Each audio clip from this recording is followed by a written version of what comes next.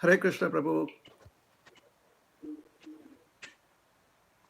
Hare Krishna, can you hear me? Wonderful. So once again, thank you all the devotees who are listening.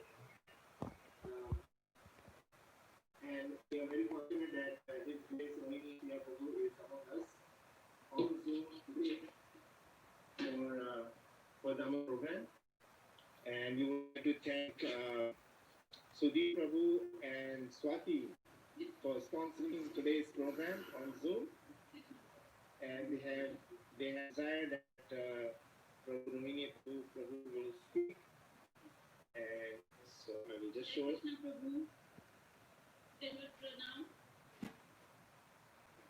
Is that for me? Hare Krishna.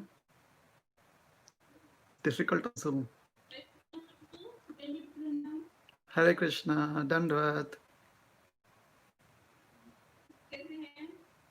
बस भगवान की दया है. आप लोग कैसे हैं? हाँ, सब प्रभु इच्छा. So yes. So again, so Rohini Prabhu will give class on the acharyas, and so further we will losing any time, I will ask Rohini Prabhu to please start the class. Thank you, Prabhuji. Hare Krishna. Om Jnanatimirandhasya Jnananjanashalakaya Chakshuranmilitam Yena Tasmai Shri Gurave Namaha. Shri Chaitanya Manobhishtam Sthapitam Yena Bhutale Swayam Rupa Kada Mahyam Dadati Swapadantikam. Namam Vishnu Padaya Krishna Preshthaya Bhutale Shrimate Bhaktivedanta Swami Nitinamine. Namaste Saraswati Deve Gauravani Pracharine Nirvishesha Shunyavadi Paschatya Deshatarine Vancha Kalpatarubhyascha Kripa Sindhubhya Evacha Patitanam Pavanebhyo Vaishnavebhyo Namo Namaha. Jai Shri Krishna Chaitanya Prabhu Nityananda Shri Advaita Gadadhar Shrivashadi Gaura Bhakta Vrinda. Hare Krishna, Krishna Krishna, Hare Hare, Hare Rama, Rama Rama, Hare Hare.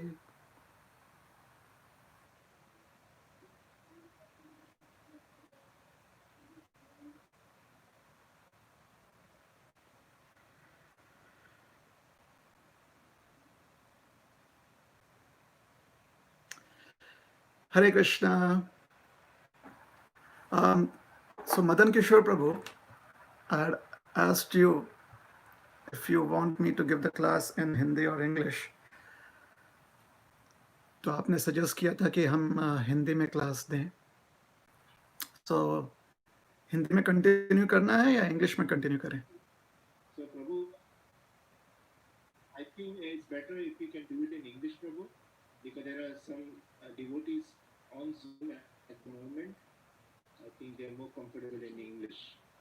Charit Prabhu is there. Okay. Surendra Prabhu and Bhumashri Prabhu, and so I asked Sudhi Prabhu and he said English will be better. Oh. So please. All right. I did not have that information.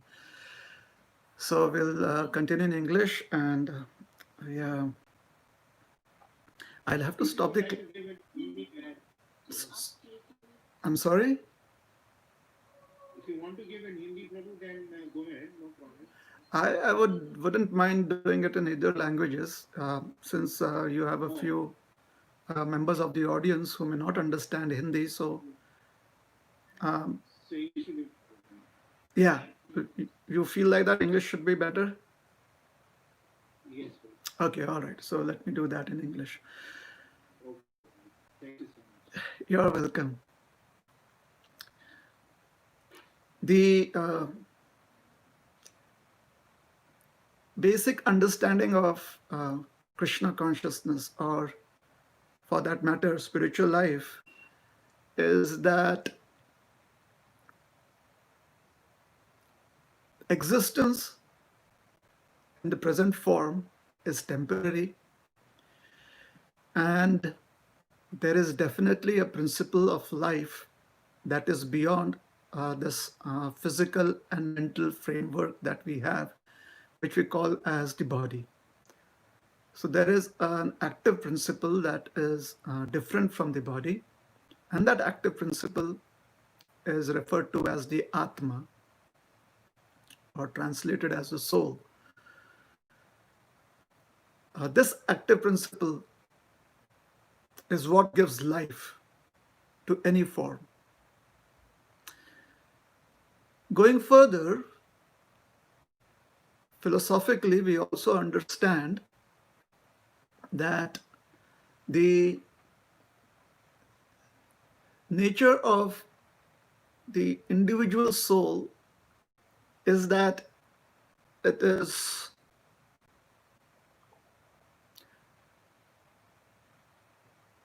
small.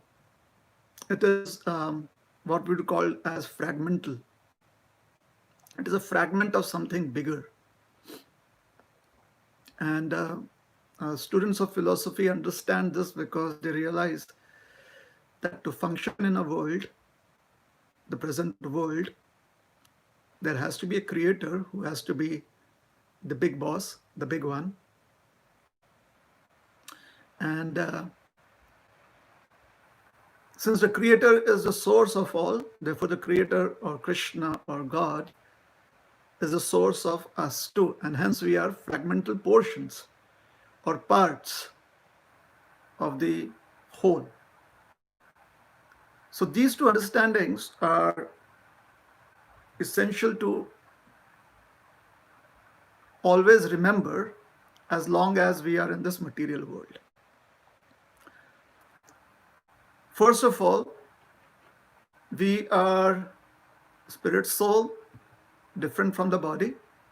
And secondly, we are part and parcels of the Supreme Lord. Of these two principles, the principle of being part and parcel exists eternally. It will be existent now and in the hereafter too. Means in the afterlife, or after we give up this body, this principle does not change, that we are part and parcels of God. The reason I'm pointing out towards this principle is, or I'm stressing on this principle is, the reason is that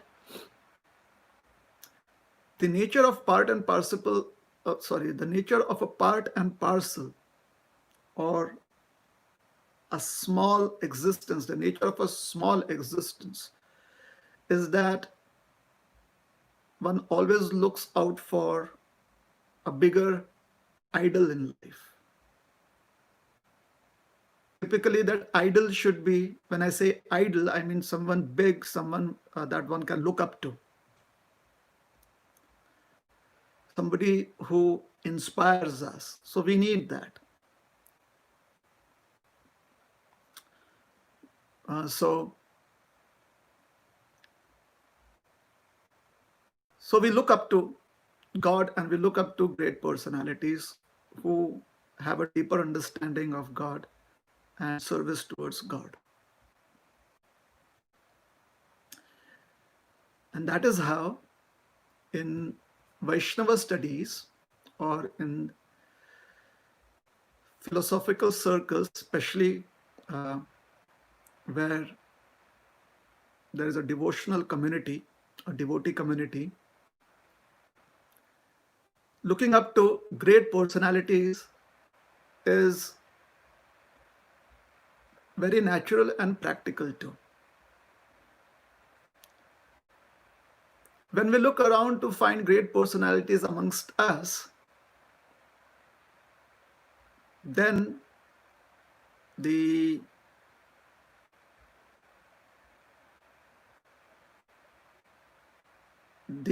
pool that we are looking at is very small. If we try to find somebody who's very great in our building or in our neighborhood, then we restrict ourselves to a very small subset of the entire existence. Hence, the word acharyas or great souls, acharyas with a big A, I mean, everything, all the letters in the word acharya are with caps on, capital letters. When you speak of great souls with a big G, big S, what we are speaking of is a very rare phenomenon that happens in multitudes of generations. That is what it means. These acharyas, they serve as guiding lights. They serve as real-time heroes for us, those of us who are thirsting after finding inspiration in our practices. And hence the acharyas are very much revered too. As I said, they are very few in number compared to the huge population that exists. So 1 in millions is practically what we are speaking of. The reason for this is that the potency of an acharya, the potency of a great soul, is so huge. The spiritual potency of a great soul is so big, so large, that that spiritual potency can affect the lives of hundreds upon thousands of people over various generations, over 10 to 20s or hundreds of generations.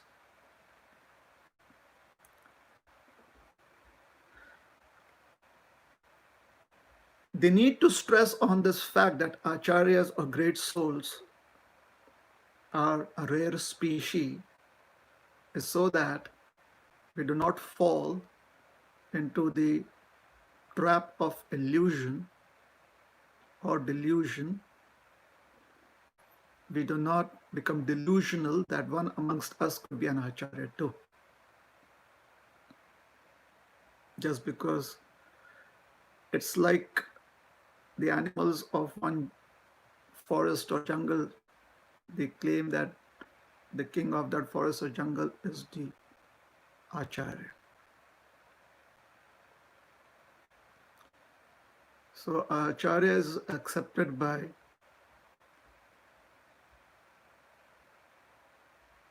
different generations of devotees. Like our generation, the generation before us, the generation before that, and the generation after us. That is how acharyas become immortalized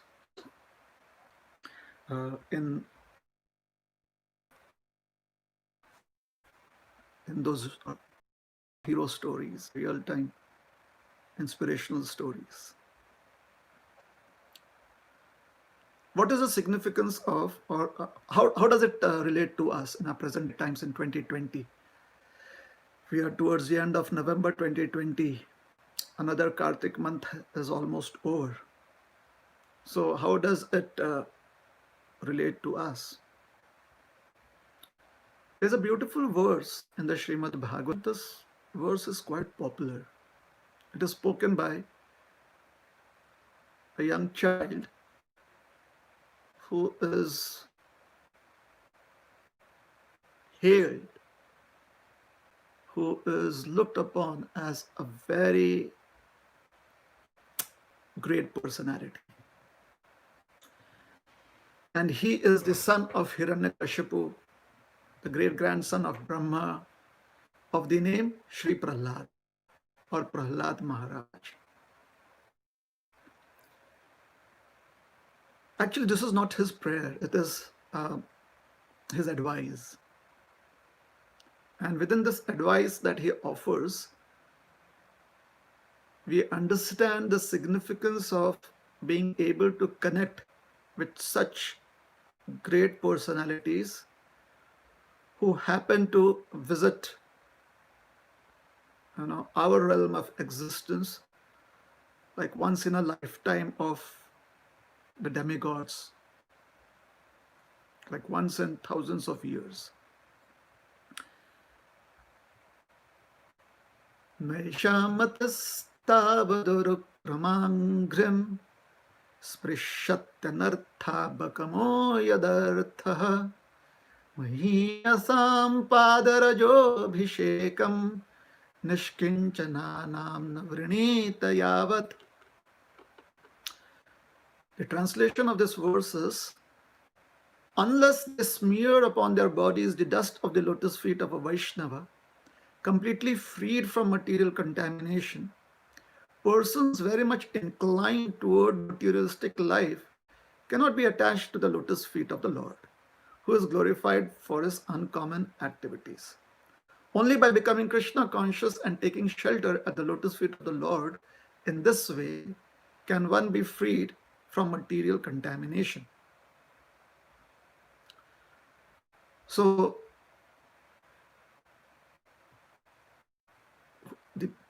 by they, we are being addressed, or this entire generation of spiritual practitioners are being addressed here. Typically, it means that for those of us who are trying to surrender our consciousness, who are trying to somehow or the other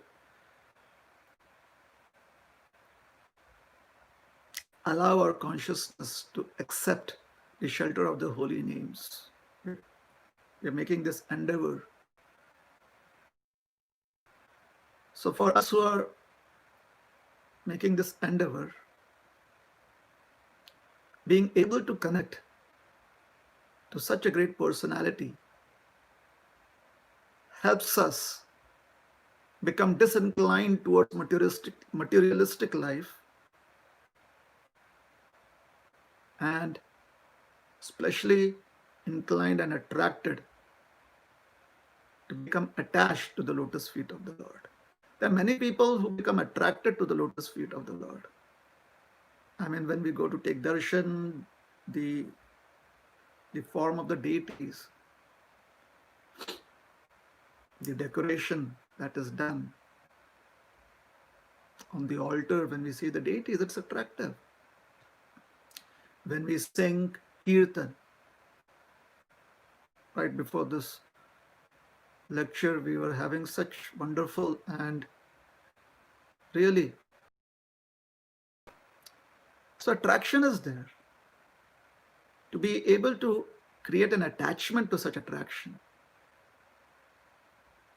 that is an entire lifetime's journey. A journey of an entire lifetime is to be able to create an attachment to such sankirtans, to the lotus, to the form of the Lord, towards the descriptions of the Lord given in the scriptures. Until the time such attachment is not strongly developed, is not very much developed within our consciousness, there will be an on and off attraction, an on and off relationship or inclination towards the material world, towards materialistic life. There's no question of whether it would happen. Definitely it would happen. Because not having attachment towards Krishna gravitates one towards materialistic existence. So to be able to do that, one needs to find some connection to great personalities, either through their physical association or through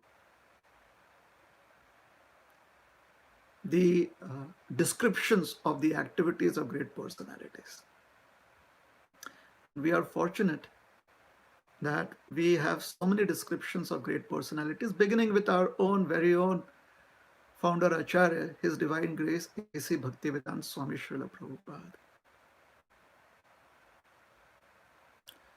And we have at least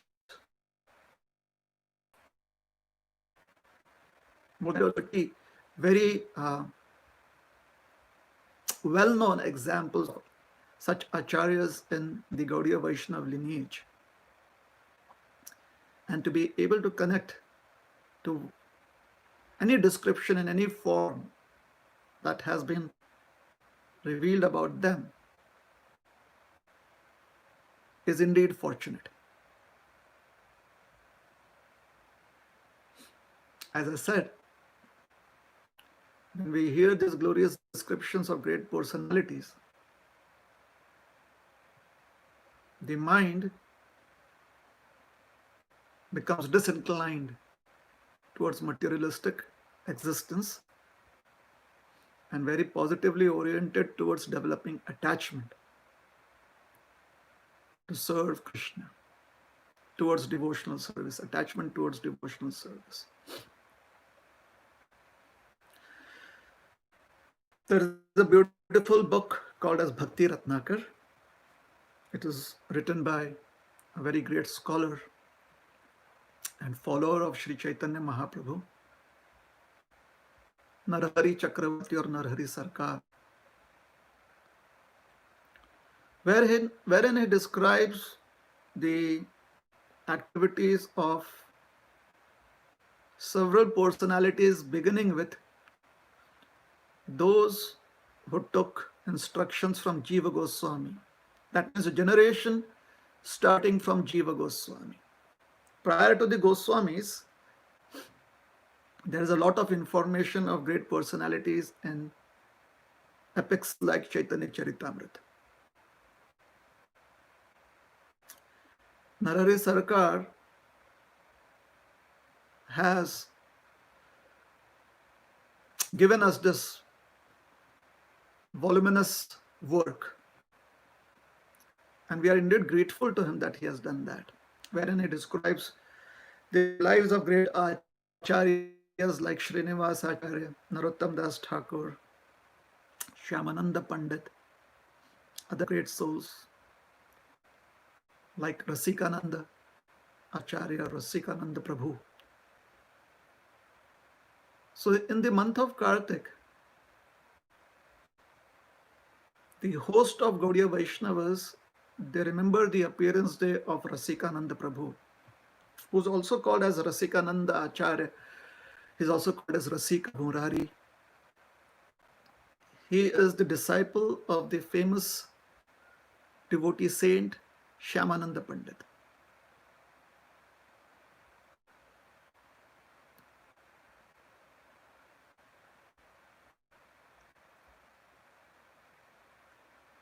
When Sri Chaitanya Mahaprabhu, the Supreme Lord, when he appeared, he walked all the way to Jagannath Puri along with few associates.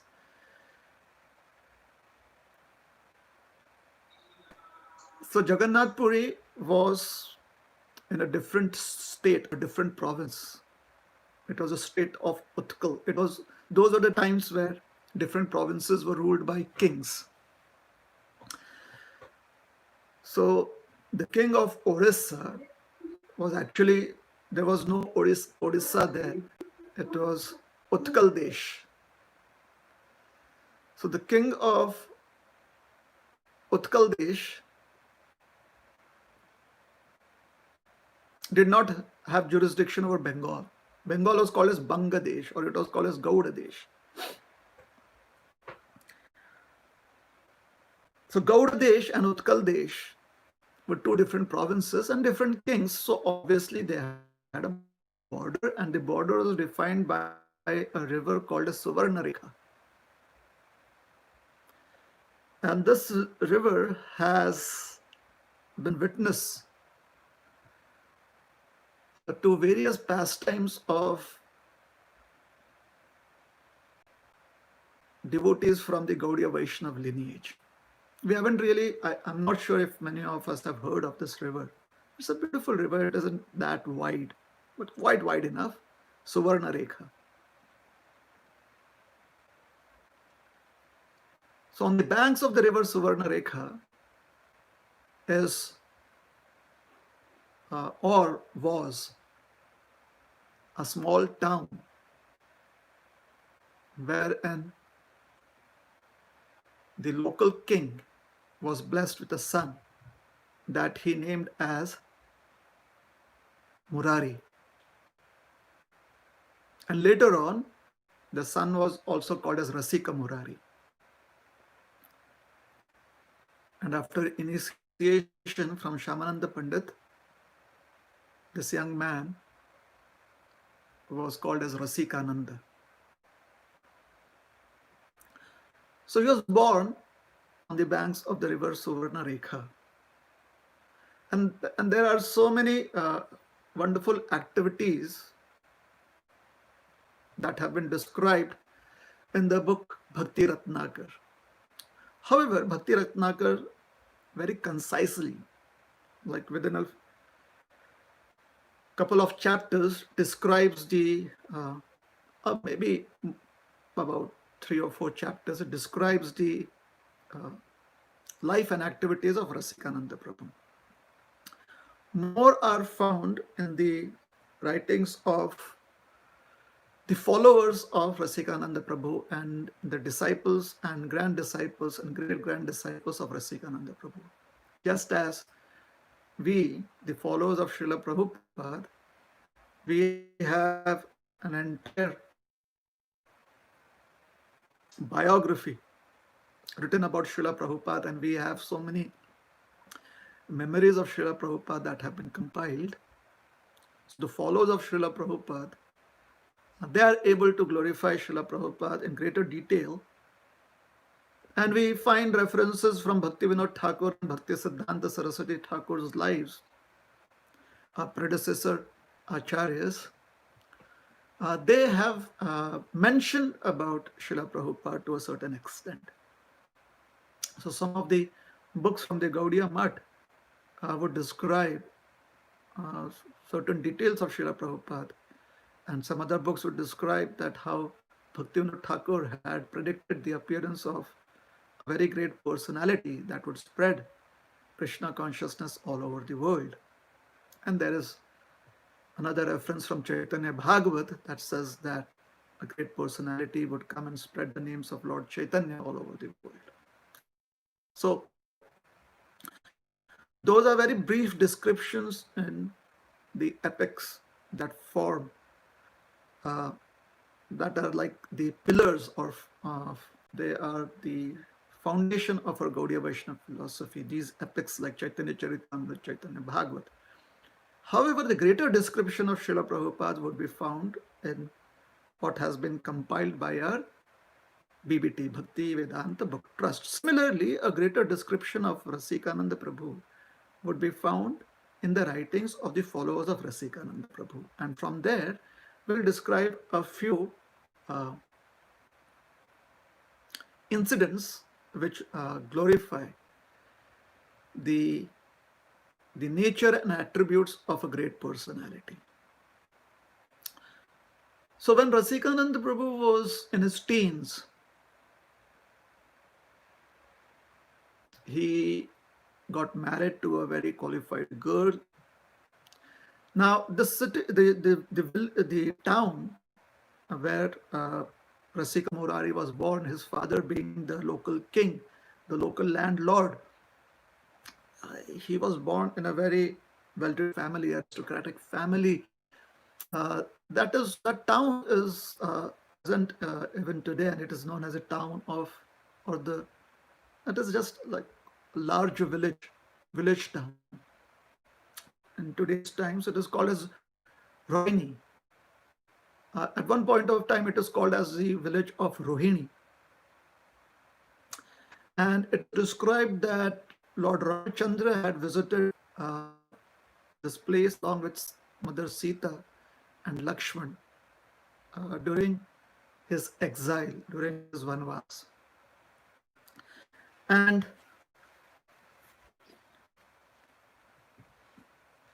some distance away, some miles away, was another village called as Ghantashila. There is this huge stone, the place where the Pandavas stayed and they performed their worship there.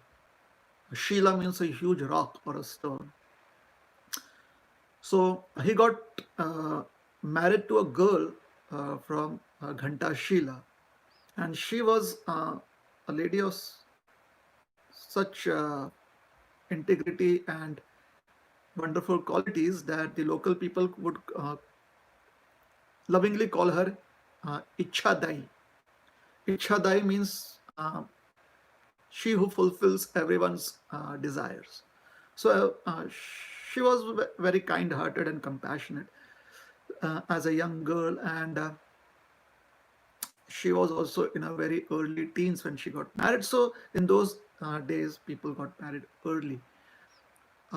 So Rasikananda was staying in his in-laws' place. He was just visiting the place, where he had this experience of intensely wanting to take shelter of a devotee of Lord Krishna and a devotee of Lord Chaitanya. And in his this deep introspection and meditation, he heard a voice, what we call as an Akashvani, a disembodied voice. He heard a voice that tomorrow you shall meet your Guru, your spiritual master, Shamananda Prabhu. So he was waiting the next day, looking, since he was at his wife's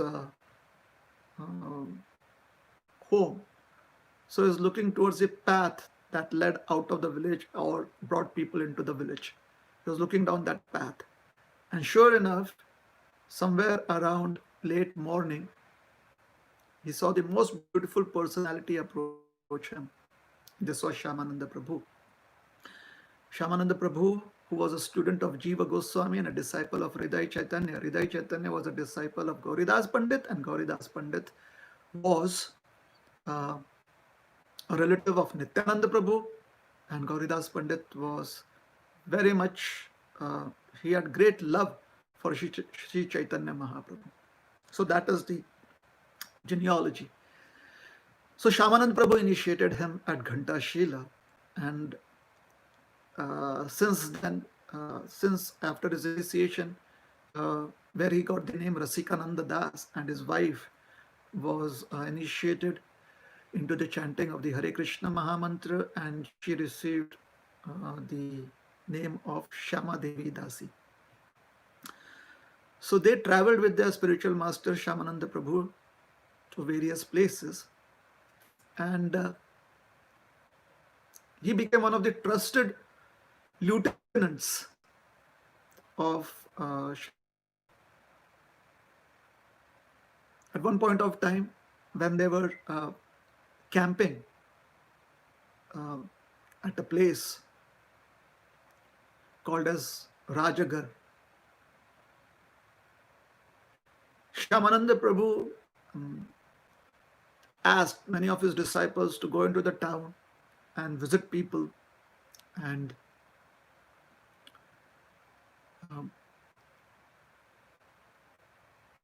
make them aware of Sri Chaitanya Mahaprabhu and Chaitanya Mahaprabhu's movement. So his disciples went into town. Rasikananda Prabhu also went into town. Now this town was a medium-sized town. However, this town was famous for its and it was famous for a lot of animal slaughter. Um, it was like the place where people would come together from the surrounding villages and sell their animals, and there would be a lot of slaughter of animals, and there was a lot of consumption of animal flesh. So there was trade and commerce. There was money involved with animal slaughter. Therefore, a lot of business houses there, a lot of well-to-do people there had connections with uh, this animal trade and animal slaughter, including one of the leading aristocratic families, homes, one of the leading business houses of that town. So in those days, these leading business houses would be called as kings. They would be called as landlords because generally business in those days dealt with land or with animal husbandry and so on and so forth. Trade of various products. So these aristocrats, the kings of the town of Rajagar, um, they welcomed uh, Rasikananda Prabhu, Rasika Murari into their house. It was a palatial house. And the king's name was Vaidyanath. The town was actually a part of a principality of Bhanj, and he was a king of Bhanj actually. So he was not just one of the big business houses, but he was actually the king of a smaller province within the province of Orissa.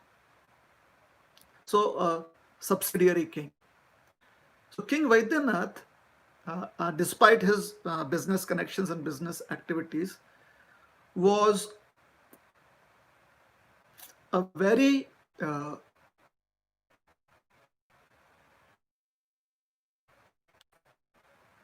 he was very inclined towards religious activities and religious practices. So much so that he had regular discussions with scholars, and he was sponsoring scholars, and there would be religious discussions on religious scriptures and discourses in his house almost every day. And there were various titles offered to great scholars, like they would be called as the Bhattacharyas or the Chattopadhyayas, and some those titles were offered to them. So these Bhattacharyas and the Mukhopadhyayas, they were well versed with their knowledge, in the scriptural knowledge, and they would have these like really intricate discussions, very deep discussions, challenges, debates. So when Rasik Murari enters into that space, into that sabha, into the court, the king's court, his very presence, the effulgence that he radiates, and his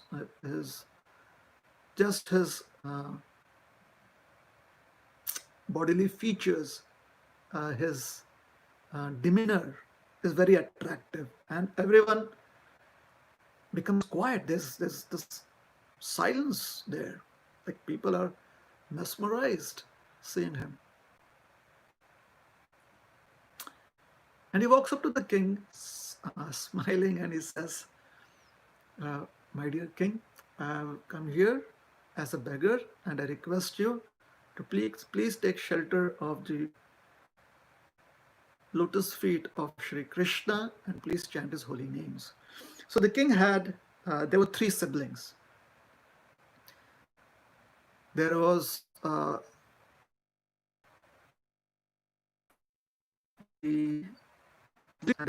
each equally powerful. Vaidyanath was the eldest, and the middle brother was Chota Rai Sen, and the youngest was called as Rautra.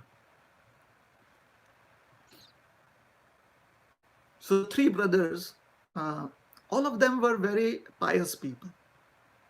Somehow or the other, piety and activities like um, meat eating would go on in society, although they are contradictory to each other. Somehow, uh, that does happen in societies, in the human population. Uh, Maybe because of misinformation or lack of clarity, people do not realize that violence towards animals just for the satisfaction of the tongue is detrimental to spiritual evolution.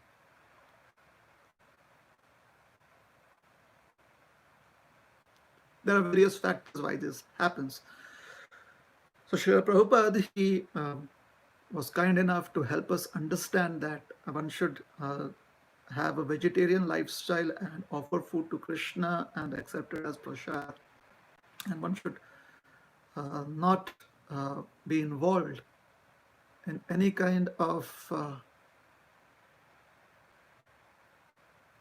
food habits that involve violence towards animals. So meat eating is a no-no.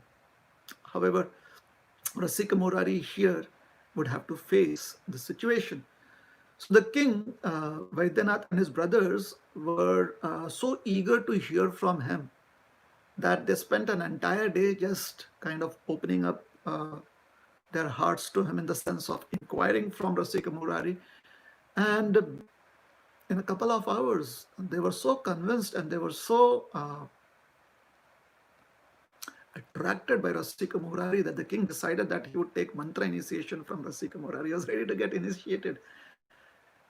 And when the scholars heard that, they were a little concerned because they hadn't heard of this great personality as of yet, and there was some concern regarding their own situation, their own finances. What would happen to them once the king became a disciple of this great personality? Would there be some change?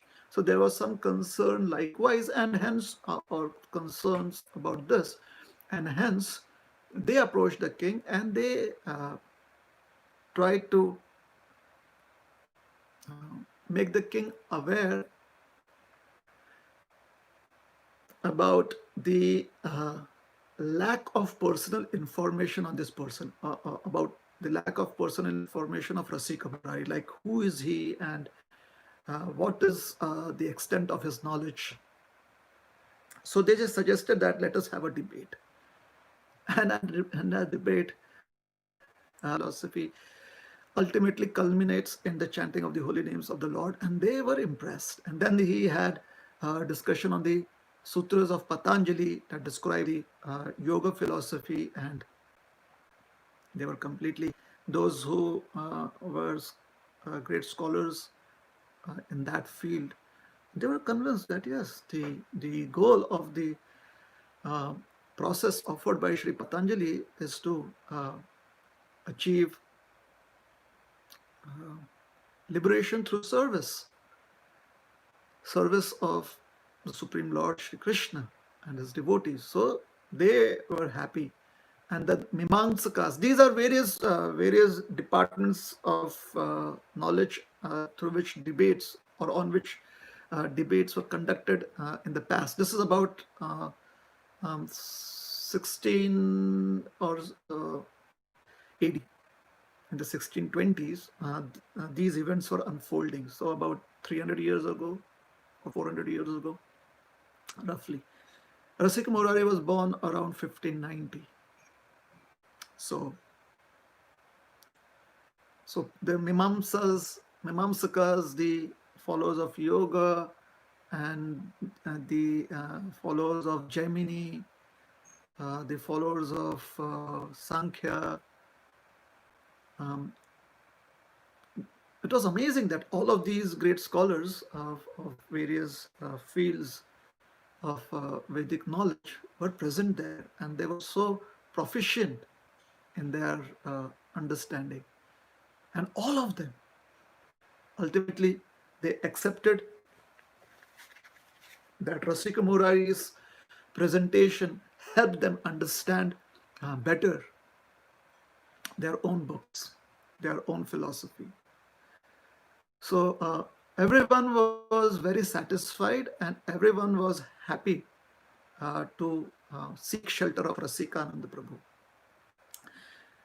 And then the king, he started asking questions, and these questions that have been described are they are so philosophical. The king asked that how is it that the living entity actually can be considered to be uh, seeking Krishna?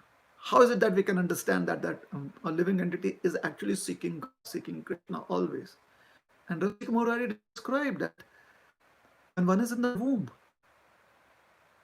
even when one is just practically the size of a small pea,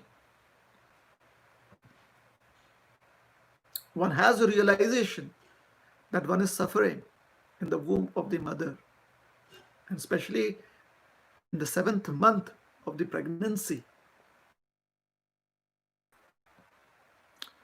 This suffering is very acutely felt. And therein, the living entity prays to Krishna that, my dear Lord, I've forgotten you over so many lifetimes and you have been so kind to be always accompanying me in this journey. Now I've realized my stupidity.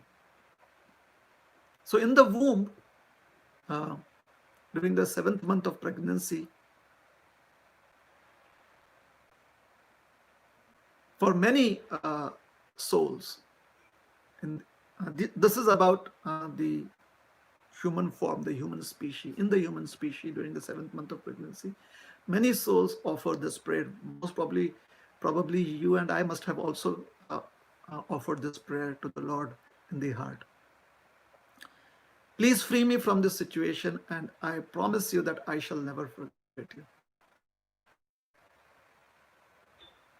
And when the king heard that, and the other scholars heard that, they felt so devastated by the fact that how is it, having offered such a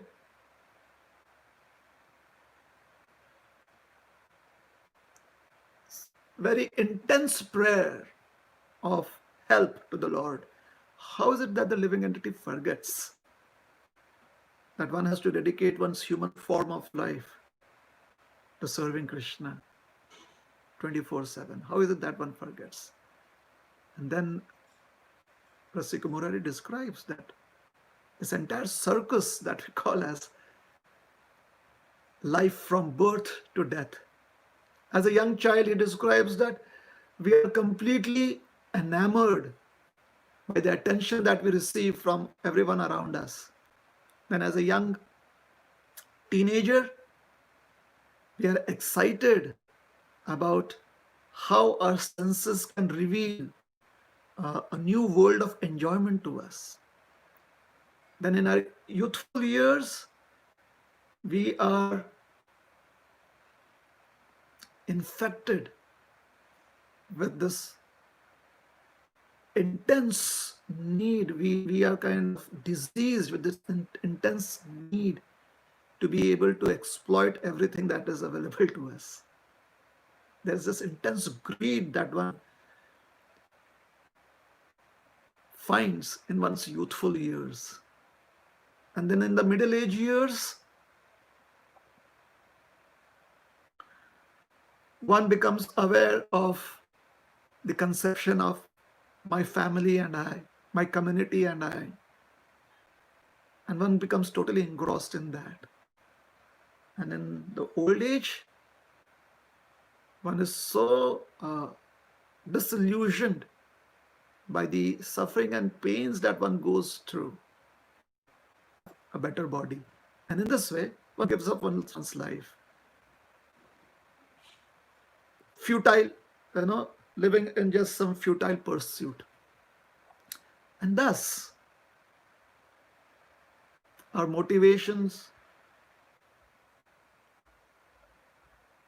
our trying to exploit the resources that we have, these bonds that we form in terms of family, friends, society, nation, and just the being ravished by the various problems of old age, human life just passes away. That is just lost. Human existence. Very few souls, very few souls, due to some good fortune. It could be their own desire, it could be their previous activities, it could be blessings, or a combination of all of that. By some good fortune, very few souls, they try to come out of this circus of human life. They try to be um, just an observer. They try to use their intelligence to understand that human life is an opportunity to find eternal happiness, to find eternal peace. And they take up seriously to Krishna consciousness, and they take up seriously to the chanting of the holy names of Krishna. Hare Krishna, Hare Krishna, Krishna Krishna, Hare Hare. Hare Ram, Rama Rama, Hare Hare. Everyone was so convinced that they all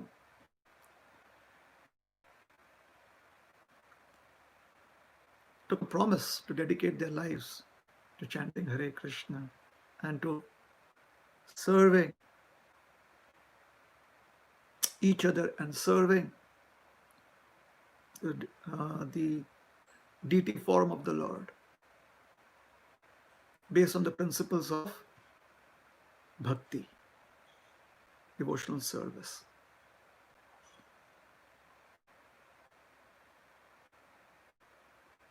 Rasik Murari's glories spread far and wide. A few years later, they happened to come to a small town. And the local people there, they approached them and they said, "Oh, saintly people, oh, saintly personalities, you should be careful. For some distance away, a few villages away, in the village of Radhanagar, there is this evil king. He's more of a usurper, an invader. His name is Ahmad Beg Suba or Subedar. So he has an army, more like a mercenary army. And his only intent is, and he's a Yavana, and his only intent is to punish those who follow the Vedic path. So he is causing so many problems. So please stay away, because if he knows that you are you are saints, you are followers of the Vedic path, then he may cause trouble to you. And either it was true or there was a rumor about him that every day he would only eat after he had found 2 or 3 people guilty of being executed. So he would find ways to, uh, uh, he would find reasons why people are guilty of being a heretic, and he would execute them. Basically, he wasn't executing criminals, he was just executing what he felt were religious heretics. So that was his practice. So Shyamanand Prabhu felt very compassionate towards this person, and he looked at Rasikananda Prabhu. Rasikananda Prabhu understood what was his desire, and he left for the place where he would be able to meet the king, this king, Ahmad Beg. So he came to the town of Vanpuri, where he would meet up with this king.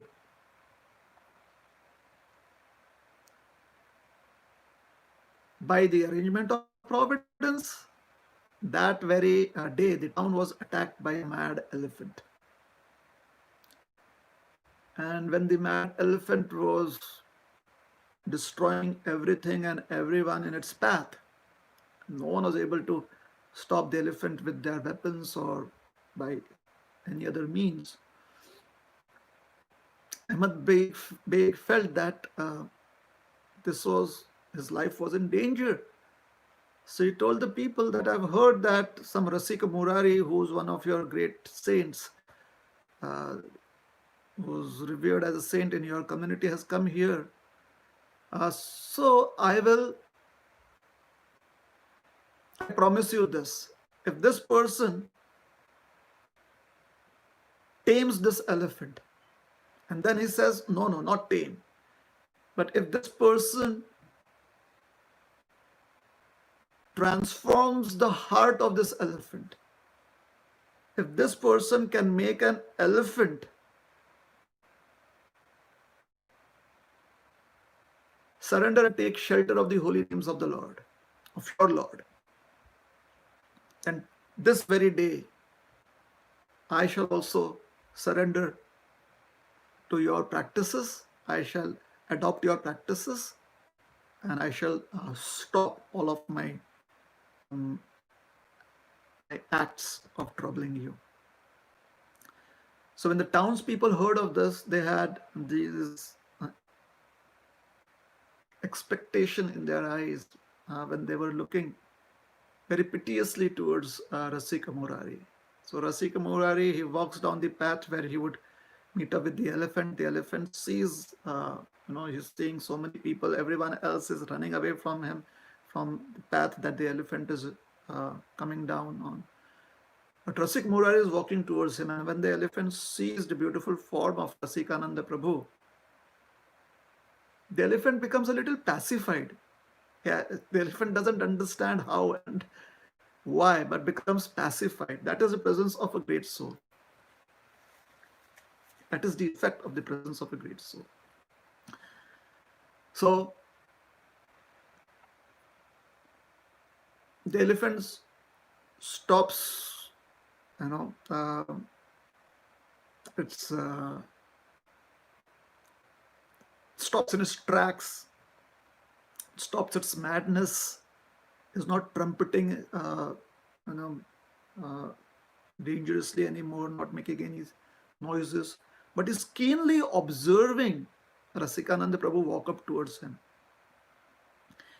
Rasikananda Prabhu had some sacred water with him.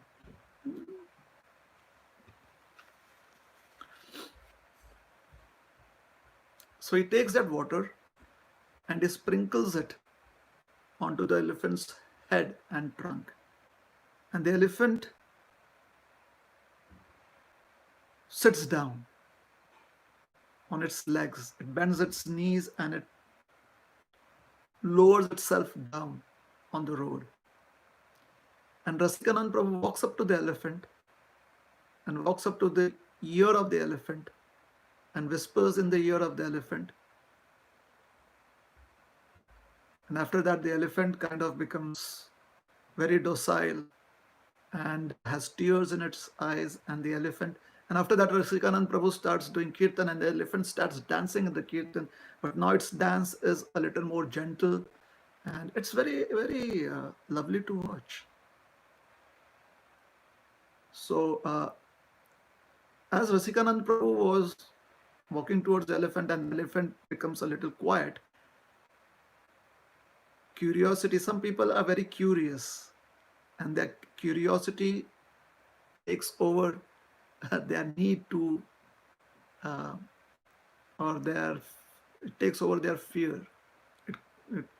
The curiosity is more powerful than the fear that they have. So such curious people have tiptoed close enough to hear what Rasikananda Prabhu had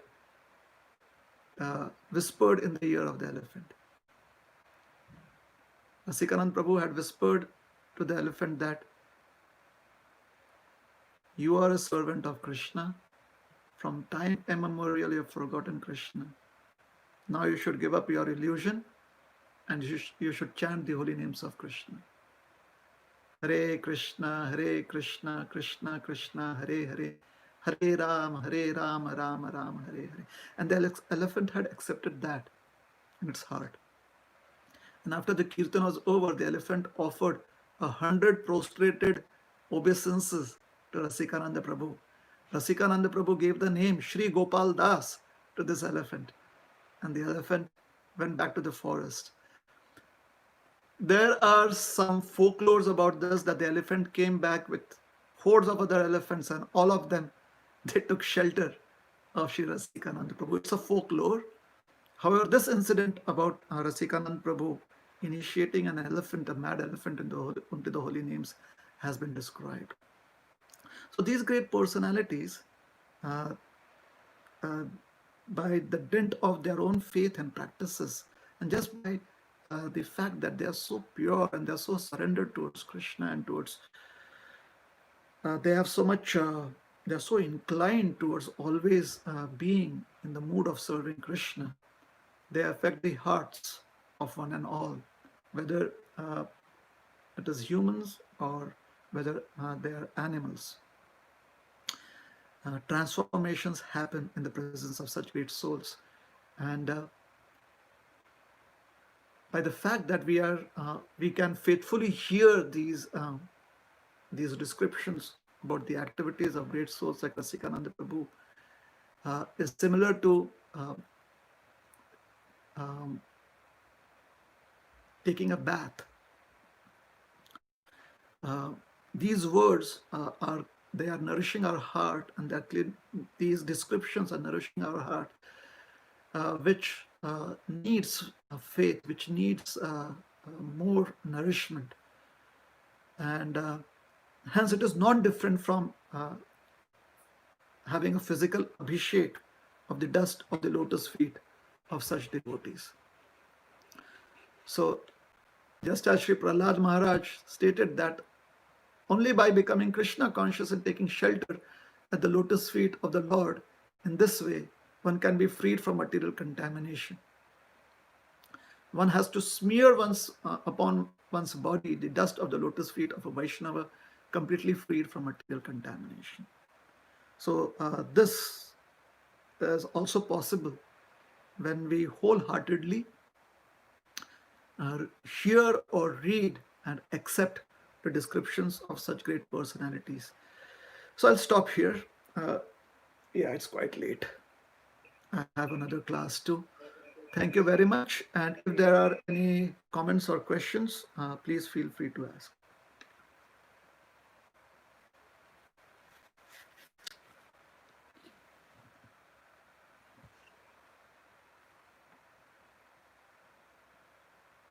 Hare Krishna.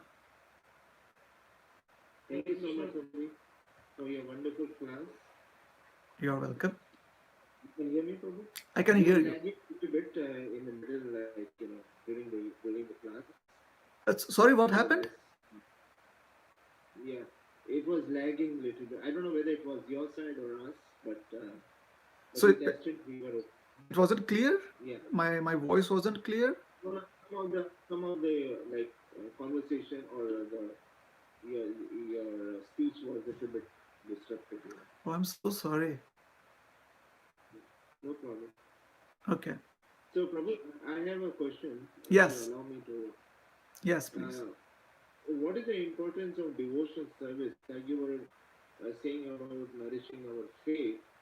So how can we do in our practical, like how can we go about, like, if devotional service can help us to nourish our faith? Only devotional service can help us to nourish our faith.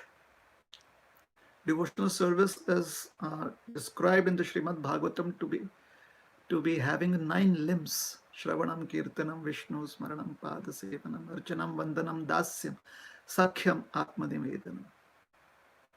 Chanting the holy names of the Lord, hearing about the Lord with rapt attention and accepting those descriptions within our hearts, remembering the Lord, offering obeisances to the Lord, reciting wonderful prayers and glorification of the Lord, worshipping the deity form of the Lord, considering oneself to be uh, intimate friend of the Lord and offer services for the Lord's benefit, considering oneself to be a servant of the Lord, dedicating everything uh, for the satisfaction of the Lord. These are the various limbs of devotional service. So one can practice any one of these limbs or more than one of these limbs and nourish one's faith. And then the next question comes is like, okay, I mean, I can do devotional service at home. I don't need to go to the temple. So how to balance all these things? Actually, that is true. Go to the temple or not? No, Yeah. one can definitely do devotional service at home, and the temple is also the home of the Lord, isn't it? Yes. So we have a second home too. So why stop ourselves from going to the temple? No, Prabhuji, Calgary devotees are waiting. Yes, Acharya Nidhi Prabhu. I'm so sorry. So the idea, I'll just conclude it. The idea that the temple is different from one's house, that kind of discrimination is ill-founded. It is improper understanding. So a temple is also a place where you can meet up with various other kinds of devotees, because everyone from their individual homes would congregate at a temple too. So it is helpful to come and exchange one's experiences and also be inspired. Plus, the temple is also the home of our Lord. So that is our second too. I'm trying to keep it very simple. I don't want to kind of say things that seem to be mandatory. I don't want to say things that appear to be like a diktat. No diktats. So the temple is a home. I wouldn't even say, there are things said like the temple is our home is an extension of the temple. We've heard all of that. Now we have to start believing that we have a second home too, and we have to believe strongly in it. Our own place, the place where we reside, and the place where the Lord's deity form, where as a community the Lord resides, as the center uh, of the members of that community, the Lord resides. Another simple example is given is that a home is like uh, it is a place that can quench one's thirst by, it's like a well. So whatever the thirst for spiritual practices can be quenched by using the well of our house, by using the facilities of our house, which is like a well. But a well can sometimes go dry. However, the temple is more like an ocean, or it's like a river. And if we find a way to connect the water of the river to our well, that would be good. So the river rarely goes dry. The chances of a river going dry are lower than the chances of the well going dry. And if if we take the temple to be an ocean, so the ocean of mercy is available there. And it is a fact. As I said, the temple is it is the combined it is the combined total of the faith that individual homes exhibit. That is what a temple is. So temple is a very powerful place. It is like this huge source of energy, because people with individual faiths, they come there, and by their presence they make it very vibrant. Whereas in individual homes you get the energy level could be lesser compared to the temple. So the temple is like the transformer that has 44,000 volts of energy, and the house is like a small extension of this energy, where you have like 400 volts of energy like that. So temple is like 44,000 volts of energy, and the house is like 400 volts of energy. So the temple is our second home, and that is true, because that is where our father, our mother, our grandfather, Krishna is everything, right? Pitahamasya jagato mata dhata pitama. He lives. Our eternal mother lives. So visiting a temple is also necessary for spiritual practitioners. I'm trying to be very, very simple. There are various other factors. The temple is like a university. It is like your city hospital. It's like all those things. Analogies can be used, but let us keep it short. Okay. So I'll take leave now. If there are other questions, please send it to me, and I'll try to find a way to connect. Okay. Thank you. Thank you very much. Hare Krishna. Srila Prabhupada ki jai. Gaur Bhakta Vrinda ki jai. Hare Krishna. Hare Bol.